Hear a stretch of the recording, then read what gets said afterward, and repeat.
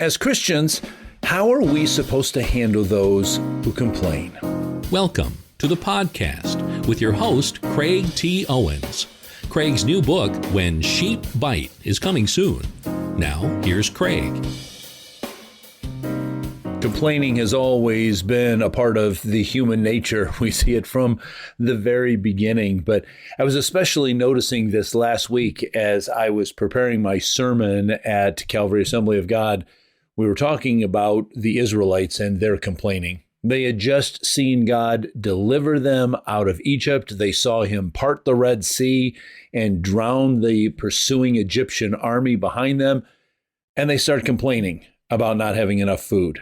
God provides food for them, and they start complaining about not having enough water.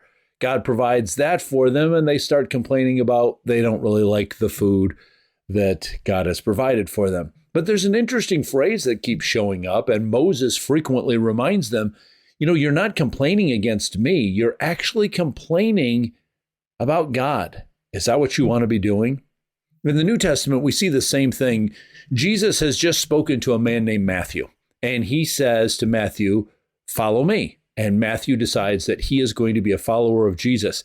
He had been a tax collector, and so he's going to give up his position as a tax collector. But before he heads out with Jesus, he has a dinner, and he invites Jesus and the other disciples, and he invites all of his tax collector friends. And then there's this phrase that comes up that says that the religious leaders, the Pharisees, begin to grumble. They begin to complain. They begin to mumble about what Jesus was doing.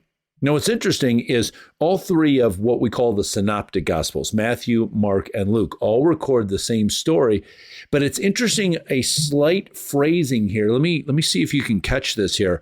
In Luke's gospel, it says that they complained to his disciples. So Luke says that the Pharisees complained to his disciples. Matthew and Mark says that the Pharisees complained to Jesus. Now, which is it? Well, I think it's both. And I think that it's probably something like this. I think that there was maybe a Pharisee that went over there to complain to Peter. And maybe a couple of them went over and started complaining to Andrew. And maybe another group kind of gathered around James and John to complain to them. And then maybe there were some people going to Jesus as well and complaining to them. Because, complainers, murmurers, skeptics about what Jesus is doing, one of their tactics is always to try to divide. They want to get the different people in kind of different camps and maybe fighting against each other or second guessing what's going on. But what's really wise that the disciples do, again, in all three of those synoptic gospels, is they don't respond.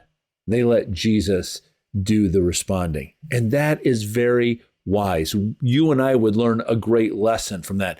We don't need to respond to every skeptic. Sometimes those skeptics, they come in so closed-minded that there's really nothing that you can say to them that's going to change their mind. They just want to hear themselves talk, or they just want to start picking a fight. I remember one time that I was in a locker room. I'm getting ready to play racquetball with a friend. And there had been a rather well-known Christian evangelist. He was on TV. He had a pretty good following, and he had a pretty substantial moral failing as well. A guy that I barely knew him. He didn't go to church with us. I didn't know what kind of job he had. I just sort of knew him by first name because I saw him at the same club where I was playing racquetball. But that morning, after the news had broken, I'm sitting in the locker room getting ready to go, and he walks over to me and he says, "Hey, what do you think about your boy so-and-so?" And he tells me his name. He immediately wants to do something. He wants to either group me together with him and maybe say, "Hey, don't all Christians behave this way?" Or maybe he wants to get me bad-mouthing this other guy. And you know what? Again, I just said, I don't know the guy. I have nothing to say about it. I want to let Jesus be able to say something for himself. Because you know what?